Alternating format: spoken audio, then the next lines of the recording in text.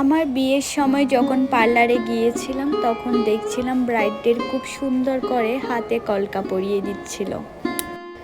তখন আমারও ইচ্ছে হলো কলকা পরতে, কিন্তু আমার 2 হাত ভর্তি মেহেদি থাকার কারণে আর কলকাটা পরা হলো না। তখন মনে মনে ভেবেছিলাম পরে একদিন নিজেই নিজের হাতে কলকা আঁকবো। আমার বিয়ে হয়েছে এখন 7 মাস হয়ে গেল, কিন্তু আমি কলকাটা আর আঁকলামই না। আজ ফেসবুক স্ক্রল করতে করতে হঠাৎ হাতে কলকা পরার একটা ভিডিও চোখের সামনে এলো। তখন ছিল ভর দুপুর, আর আমি দুপুরে বসে গেলাম হাতে কলকা আঁকতে। জীবনের প্রথম আমি কলকা আঁকছি।